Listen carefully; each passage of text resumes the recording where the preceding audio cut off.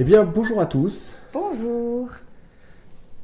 Aujourd'hui, on avait envie de vous parler, suite à la conférence qu'on a fait à Gatineau, où il y avait Tina Normand qui faisait la conférence avec nous, enfin, juste avant. Et on a eu envie de vous parler des relations toxiques. De toute façon, on vous avait dit dans un live qu'on vous parlerait des relations toxiques à un moment donné ou à un autre dans notre périple. Et ce qu'on a envie de savoir, c'est, voilà, est-ce que vous savez identifier, est-ce que vous savez éloigner les personnes toxiques de votre entourage?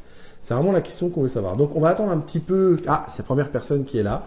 Attendre un petit peu que vous soyez en ligne. Donc, signalez-vous, dites-nous bonjour, dites-nous d'où vous êtes, comment vous allez. Et est-ce que vous avez des personnes toxiques dans votre entourage que vous avez identifiées, ou est-ce que vous avez des pressentiments de personnes que vous sentez qu'elles ne vous tirent pas vers le haut. Elles vous tirent en tout cas soit vers le bas, soit elles vous maintiennent là où vous êtes et vous le sentez. Donc nous, on est intéressé quand même de savoir d'abord qui est là, de nous faire coucou, et puis comment vous allez. Nous, on est à Gatineau, on va le dire. Ouais. On est à Gatineau, il neige.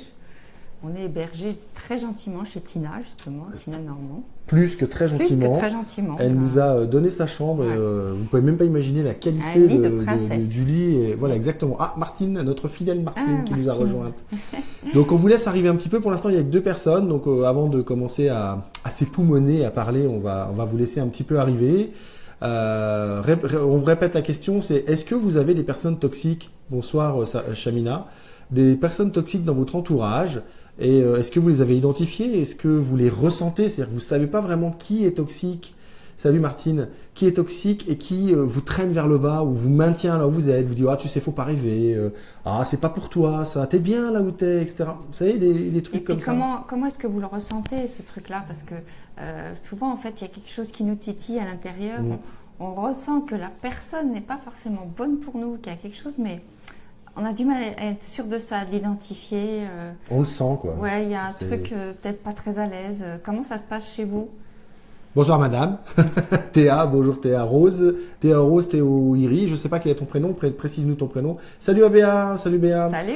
Donc oui, allez-y, dites-nous, est-ce que vous avez des personnes que vous sentez toxiques ou que vous savez toxiques et que vous n'arrivez pas à vous libérer de ça? Merci Théa, on va dire que c'est Théa ton prénom. Merci Théa. Mais ce qu'on aimerait savoir, c'est effectivement comment ça se manifeste chez vous. Oui. Qu'est-ce que vous ressentez?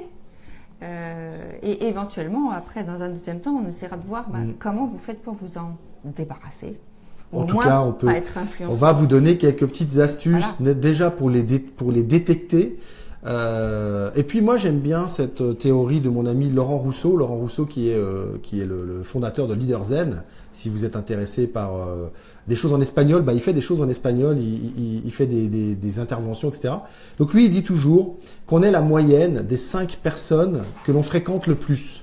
Posez-vous la question aujourd'hui dans votre vie, quelles sont les 5 personnes que vous fréquentez le plus? Alors moi, je suis un peu moins strict que lui. Je l'étends à vos différents domaines de vie. Quelles sont les 5 personnes de votre famille que vous voyez le plus et quels impacts elles ont sur vous? Quelles sont les 5 personnes professionnellement que vous voyez le plus, que vous fréquentez le plus et quels impacts à tous vos domaines de vie comme ça, professionnel, familial et amical. Appliquez ça et essayez de voir un petit peu finalement quand vous êtes au contact de ces personnes-là, qu'est-ce qui se passe dans votre vie?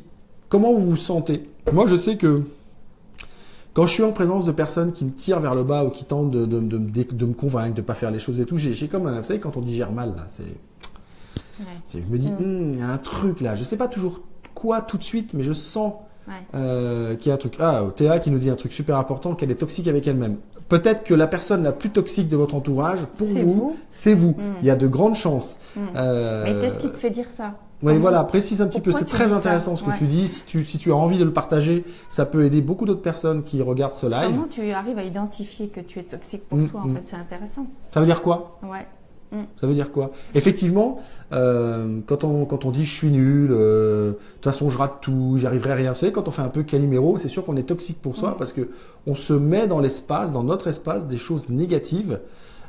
Et Dominique qui nous dit je me sens pas bien du tout quand il y a des personnes toxiques autour de toi, j'imagine, c'est ça, moi c'est pareil. C'est pareil, et moi c'est pareil, c'est une espèce d'agacement, je sais pas trop quoi là, le truc, mais il y a quelque chose où je suis pas bien. Là t'es bien, là. J'ai que des gens bien autour de moi. Chapitre belle, les chapitres de justesse, elle est bien. On est au Canada quand même, s'il faut que je rentre tout seul, puis elle aussi ça va être compliqué. Non, donc donnez-nous un petit peu des indices. Là, vous n'êtes pas bavard ce matin. Pourtant, on est samedi. Vous avez... ce soir pour eux. Ce soir pour vous, mais aussi des Québécois qui nous regardent. Oui, c'est vrai. Vous n'êtes pas bavard là. Allez-y, dites-nous un petit peu comment vous sentez. Est-ce qu'il y a des gens toxiques? Salut, Wasfil d'émotion. C'est Sarah, je crois. Oui. J'essaie de me souvenir du nom. Chamina. Oui, j'en connais. Ça me détruit physiquement. Waouh. Alors, pour les gens qui se sentent détruits physiquement, alors là, on a une super invitée aujourd'hui. Et elle va pouvoir vous en parler de ce que la toxicité de l'autre peut faire physiquement. Vous allez voir. Elle dira ce qu'elle voudra, mais je vous jure qu'elle a un très bon exemple pour ça. Et vous allez être tout content d'avoir les quelques petites astuces qu'elle va pouvoir vous donner, ou en tout cas, ce qu'elle va vous livrer sur elle. Ouais. Elle sait même pas encore, elle est en face là. Elle dit qu'est-ce que je vais dire? Arrête de dire ça, arrête. Donc, moi, la première chose que je peux vous donner par rapport aux gens que vous sentez toxiques, ça va pas vous plaire. Je vous le dis tout de suite, ça ne va pas vous plaire. Psychologiquement, on avait compris, Chamina, effectivement, que tu as des gens, et la toxicité, c'est très souvent psychologique. Ça peut être physique s'il y a de la violence, mais vous savez, la violence psychologique, c'est presque plus insidieux et plus difficile de s'en rendre compte finalement que la violence physique. On prend un coup, on se rend bien compte qu'on prend un coup. Mais quand on vous dit des mots, quand on essaie de vous isoler, quand on vous rabaisse, on le sent pas forcément tout de suite. Mais au fur et à mesure, on finit par s'en rend compte. Être rabaissé finalement. On devient par la pensée, l'énergie qui est mise en face par la personne finit par nous faire ce qu'elle a envie. Sarah, je suis d'accord avec toi. On sait tous que les personnes toxiques existent. Simplement, il faut aussi... c'est pas une histoire de l'importance qu'on leur donne. C'est est-ce qu'on est capable de détecter qu'ils sont toxiques. Oui, qu'évidemment, si on leur donne de l'importance, on rentre dans leur jeu. Ça, c'est évident. Mais qu'est-ce qu'on fait pour en sortir? Comment on s'en débarrasse? Moi, j'aime bien toutes ces grandes phrases où on dit débarrassez-vous des personnes toxiques, souriez tous les jours. Mais ok, souriez tous les jours. Mais comment je fais pour sourire tous les jours, moi? Je suis dans la merde jusqu'au cou. Comment je fais pour sourire tous les jours? Donc moi, je suis ok avec toutes ces belles phrases où on nous dit faites ci, faites ça, les petits oiseaux chantent, allez les écouter. Ok, mais comment je fais moi pour me sortir de là où je suis, pour avoir envie d'aller écouter ces oiseaux? Parce que la vraie difficulté des gens, c'est pas de se dire qu'il faut qu'ils fassent les choses. Et je crois que c'est toi qui intervenais, Tina, sur la déprime, sur la dépression, ou c'était Stéphanie? Ouais, sur la dépression, les gens qui sont en dépression, vous avez beau leur dire il faut que tu fasses ci, il faut que tu fasses ça. Mais s'ils sont dans la dépression, c'est qu'ils ont un problème tellement gros qu'ils n'arrivent pas à passer par-dessus. Donc, comment s'en sortir? Donc, je reviens sur ma petite astuce, et ça va pas vous plaire, je le redis, pour pouvoir éloigner quelqu'un de toxique définitivement, à part un moyen ultime, c'est pas à ça qu'on pense. Définitivement, de votre vie, il va falloir vous intéresser à lui. Ouais. Et là, je sens qu'il y en a plein qui sont énervés derrière leur clavier, ça va taper. Mais comment ça? Il me pourrit la vie et en plus, je dois m'intéresser à lui. Oui. Pourquoi? Pour le comprendre. Et une fois que vous aurez compris son fonctionnement, pourquoi il fait ça? Pourquoi? La raison principale de pourquoi il fait ça, c'est parce qu'il a une estime tellement de merde que le seul moyen qu'il a trouvé de remonter son estime, c'est de pourrir la vôtre. Ça, c'est une des premières raisons. Mais ça peut être beaucoup plus compliqué et différent.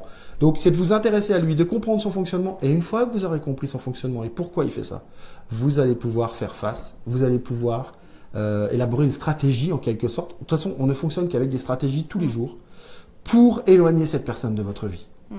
Ça, c'est la première astuce. Je sais, elle ne plaît pas.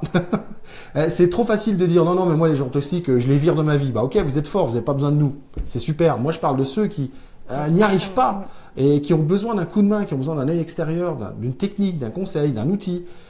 Alors après, il va vous falloir de la volonté, il va falloir du courage, il va falloir de la persévérance. Ouais, beaucoup de persévérance parce que c'est pas simple de se dire que finalement, il faut presque être prêt à aimer une personne qui vous fait du mal.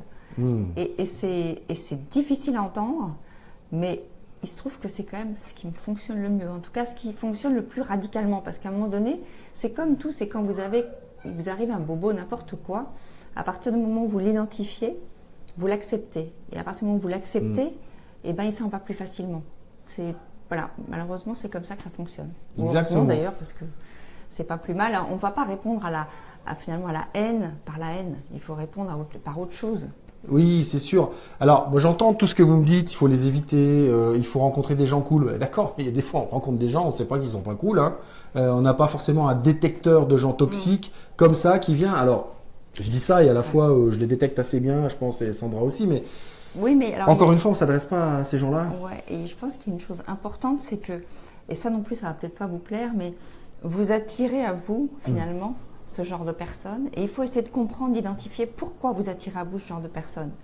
Donc c'est un travail sur vous en priorité qui est à faire finalement, et pas sur l'autre personne.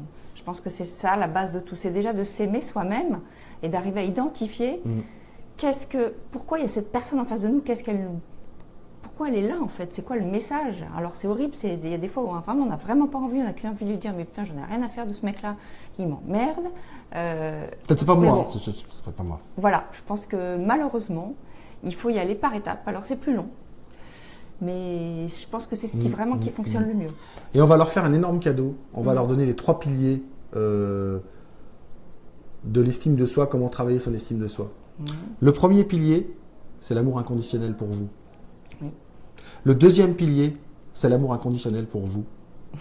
Et le troisième pilier, je vous le donne en 1000, c'est l'amour inconditionnel pour vous. Vous devez être votre premier fan. Et il n'y a rien d'égoïste, il n'y a rien d'égocentrique à ça.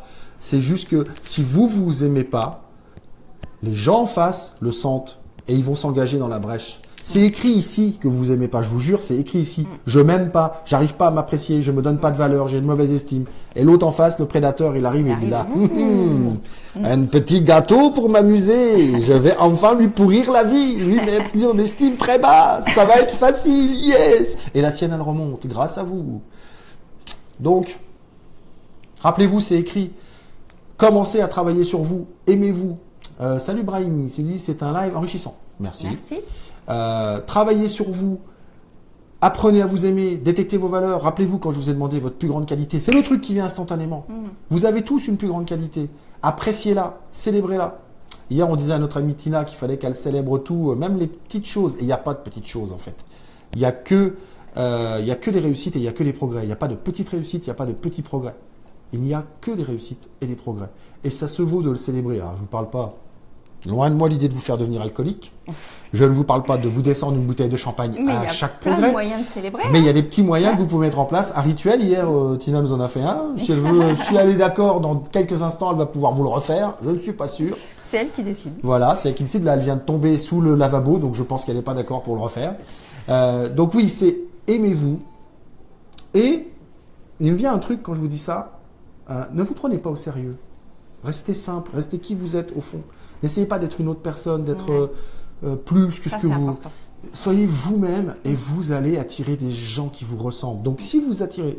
Je vais être pas gentil du tout. Là. Mais aujourd'hui, on n'est pas gentil. Si vous attirez de la merde, c'est que vous envoyez de la merde. Rappelez-vous, les 2 pots de riz. Un pot de riz cuit blanc, un pot de riz cuit blanc. Un où vous dites, à qui vous dites « Oh, mon beau riz, comme je t'aime. » Tous les jours. Tous les matins. Puis l'autre, vous dites, espèce de gros con, salaud, pédé, pourri, etc. Tout ce que vous voulez, des insultes, des insultes, des insultes, des insultes. Et regardez les deux. Et regardez la couleur. Et vous verrez, au bout d'une semaine. Celui à qui vous donnez de l'amour, celui à qui vous êtes méchant, raciste, pédophile et tout ce que vous voulez, vous verrez qu'il sera pourri lui aussi. Donc, soyez une personne super, soyez une personne ouverte, soyez une personne tolérante. Et vous verrez qu'en face de vous, vous aurez des gens tolérants, des gens ouverts. Soyez pourris, soyez homophobes, soyez racistes, soyez tout ça, et vous verrez qu'en face, le pot, il sera pourri. Envoyez de la merde, et vous recevrez de la merde. Je suis désolé, à un moment donné, il faut être factuel. Et si on invitait notre invité, qui est le pot de riz blanc. Tina. Si on l'invitait. Est-ce que tu nous rejoins, Tina? Donc on va t'entendre, hein, même si tu n'as pas le micro, t'inquiète. Tu viens te mettre entre nous deux. Voilà, Tina. Voilà la merveilleuse femme qui nous accueille depuis 2 jours, qui nous promène, qui nous emmène dans des bons restos le soir. Écoutez, on est choyés. Comme des rois. Voilà. Elle n'était pas comme ça juste avant qu'on arrive. C'est depuis qu'on est là. On est terrible. Elle laisse parler son enfant intérieur, j'adore. Oui, je célèbre chaque victoire, succès. Tu écoutais un peu tout ce qu'on disait. Pendant tout ça, qu'est-ce qui te venait? Je voyais que tes yeux brillaient un peu. Oui, en fait, il y avait plein de choses. D'abord, d'identifier une personne toxique. Hein. C'est quand la relation n'est pas sincère ni réciproque. Déjà, en partant, ça dit tout. Une personne toxique, c'est une personne qui n'est pas capable de vous prendre dans votre authenticité. C'est quelqu'un qui va... Petit micro. Oui. Je suis devenu technicien. C'est une relation, en fait, à sens unique, où vous allez être constamment dévalorisé parce que la personne a besoin de vous dévaloriser pour augmenter son estime. Et de cette façon-là, bien, ça ne fonctionne pas. Alors, comment on fait pour se sortir d'une relation toxique? Eh bien, d'abord, c'est d'augmenter votre estime, hein? D'aller vous retrouver en tant que personne et de cette façon-là, vous allez être en mesure de sortir de la relation. Mais il ne s'agit pas juste de sortir de la relation, c'est de comprendre pourquoi vous les attirez. Parce qu'une fois que vous êtes sortis, des fois, vous allez en attirer une autre personne. Et c'est de comprendre pourquoi vous les attirez et de mettre la clé sur cet élément-là, de faire en sorte que ces personnes-là, ils vous approchent plus, en fait. Ouais. Et comment ces personnes-là vous approchent plus? Mais c'est au moment où vous prenez votre place sur la Terre, au moment où vous avez une belle énergie et que vous ne laissez pas les gens entrer dans votre bulle et détruire votre bulle. Ouais.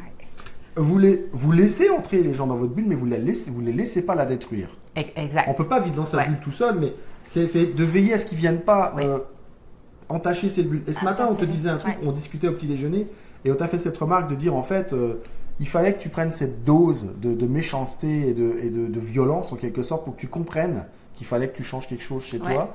Et finalement, tu dis que tu es retombé avec une personne qui était presque pareille derrière, et c'est comme s'il avait fallu que tu vérifies que tu avais bien compris. C'était encore un test.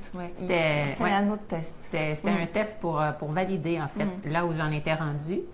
Et ça m'amenait à dire quelque chose.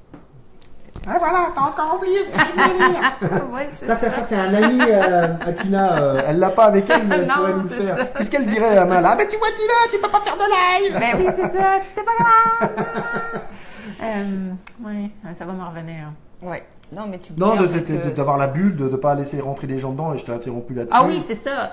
Moi, j'ai été 10 ans, presque 12, dans une relation toxique où il y avait tout type de violence, physique, verbale, psychologique, sexuelle, financière et tout ça. Et la meilleure façon que j'ai pu faire pour sortir de ça, ça a été d'être présent pour cette personne-là, en fait. Je lui envoyais de l'amour et je cherchais à comprendre. Et c'est à travers ma résilience que j'ai pu en guérir, en sortir. Et aujourd'hui, on a une plus belle harmonie et l'énergie est meilleure parce que je lui envoie une bonne énergie. Donc, il ne peut pas faire autrement que d'en avoir une bonne aussi. Et c'est important de comprendre que on est tous gentils dans la vie et c'est la souffrance intérieure qui nous rend méchants. Donc, au moment où vous comprenez ça, que vous avez de la compassion, que vous envoyez de l'amour à cette personne-là, eh bien, ça va vous revenir. Et tu sais, j'ai une technique pour... Je veux imager, je veux construire sur ce que dit Tina. Moi, j'ai une technique pour ça. Souvenez-vous toujours que la personne qui est en face de vous a été un enfant pur et innocent. Elle a été cet enfant. Et elle a eu des choses qui lui sont arrivées. Cet enfant lui est arrivé des choses dans la vie qui l'ont rendu comme il est. C'est ce qu'on vit dans toute notre vie qui nous rend, qui font de nous, c'est la personne qu'on est aujourd'hui. Si aujourd'hui Tina est forte, c'est parce que ce qui lui est arrivé l'a rendue forte aussi. Ça fait partie de qui elle est aujourd'hui, ça fait partie de qui nous sommes. Ça ne veut pas dire qu'il faut se remettre dans ce genre de situation, mais il faut savoir se retourner et dire « Waouh, en fait, si je n'avais pas vécu ça, je ne serais pas la belle personne que je suis aujourd'hui. » Donc il y a toujours un truc pour nous et pour pouvoir donc justement communiquer avec la personne qui est en face, il faut se souvenir qu'elle a été enfant et innocente. Et ça va permettre de comprendre la personne. Je ne parle pas d'excuser cette personne, mais de comprendre et de comprendre et d'expliquer pourquoi elle est comme ça. On ne parle pas d'excuser. Enfin, pardonner, je vous jure que ça va vous faire du bien. Pardonner. Et moi, j'ai Jean-Marie Bigard, un humoriste français, je parle pour les Québécois là, qui est passé dans une émission sur France 2 et qui disait... quand j'étais dans le box de la famille pour le jugement de l'homme qui a tué mon père à coups de couteau, j'ai décidé de lui pardonner parce que je ne voulais pas traîner ça avec moi toute la vie. Vous vous rendez compte? Il avait 20 ans, il était dans un box et il voyait le jugement du gars qui avait tué son père à coups de couteau et il se disait je vais pardonner parce que je ne veux pas trimballer ça avec moi toute ma vie, et parce qu'il disait aussi que le gars était repentant, etc., et qu'il avouait sa faute et que bon voilà.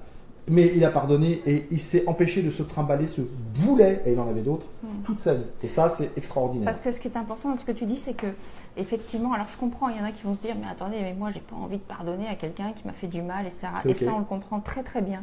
Il faut juste que vous compreniez que c'est, finalement, en gardant cette haine à l'intérieur de vous, parce que finalement, vous la gardez à l'intérieur de vous, tant que vous ne pardonnez pas, vous ne vous faites pas ce plaisir et cette joie à vous. Donc c'est à vous que vous faites du mal, en fait. C'est vraiment ça qu'il faut comprendre. C'est que finalement, en face, ils s'en fichent. Oui. C'est vous qu'il faut vous occuper de vous. Vous rajoutez un caillou dans votre sac à dos, en fait. Encore, on en a déjà pas mal. Hein, Tina, on en a pas mal. Oui. Tous les deux, je pense qu'on remplit une bonne benne. Un gros sac. Un gros sac. Et ne vous rajoutez pas encore des cailloux. Et je suis d'accord avec la personne qui dit qu'il faut s'en débarrasser. En tout bien, tout honneur. Je vais dire quelque chose. Vas-y. Pardonner, là, c'est se permettre de voyager léger. Et il y a beaucoup de personnes qui vont confondre ou qui ne comprennent pas, en fait, c'est quoi le pardon. Le pardon, c'est un geste qui est égoïste, qu'on fait d'abord pour soi-même. Voilà. Et pardonner, ça ne veut pas dire bâtir une relation avec la personne qui vous a agressé ou blessé, ni d'être en contact au quotidien avec cette personne-là. C'est vraiment de pardonner le geste qui vous a été fait pour voyager léger. Si vous avez besoin d'être en contact ou de dire à la personne, faites-le, mais c'est pas obligatoire. Non. Moi, je l'ai fait pour le meurtrier qui a tué mon oncle. Et ça m'a... En fait, je suis une personne à la base qui est très résiliente, mais j'ai tenu à faire ça parce que je me suis dit, OK, dans la vie, quand il arrive des choses, on va beaucoup s'attarder aux victimes. Mais c'est important de s'attarder aussi aux agresseurs afin de diminuer les crimes, les souffrances, parce que ces gens-là, ils sont souffrants. Alors moi, ce que j'ai décidé de faire, c'est, la première fois que je suis allée à la cour, je l'ai regardé faire dans les yeux et je l'ai regardé jusqu'au moment où lui abaisse les yeux. Et la deuxième fois, quand je suis allée, je lui ai posé un regard lui disant, écoute, je te pardonne, je t'envoie de l'amour, et il a éclaté en sanglots. Alors, c'est important de s'attarder à ces gens-là pour, en fait, les aider à diminuer leur souffrance pour qu'on arrête de vivre dans une société où il y a plein de crimes, plein de choses qui se passent. Il y a Christian qui nous dit ne pas lui pardonner, c'est lui donner l'importance. Est-ce que le plus suffit, Christian? Oui, super, exactement. Dominique, il faut aussi être sincère et vrai, dire la vérité à cette personne. Alors, là-dessus, oui, c'est vrai, tu as raison Dominique, et vous savez, dire la vérité à l'autre, il faut lui dire que si vous pensez que ça peut lui servir à quelque chose. Si c'est pour vous soulager, vous achetez un gros sac de sable, vous le pendez dans votre cave et vous allez taper dessus en disant le nom de la personne, ça vous fera autant de bien et vous ne perdrez pas votre temps à risquer un conflit, un dialogue de sourds avec cette personne. Posez-vous bien la question, à quoi ça sert que j'aille lui dire ?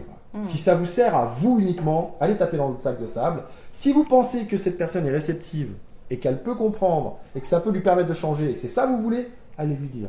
Mais 99 fois sur 100, c'est pas ça que vous voulez juste vous défouler. Vous savez, c'est le coup de pied dans le vélo, ça sert à rien, mais ça fait du bien. Non, c'est pas vrai en fait. Allez mettre un coup de pied dans un vélo plutôt.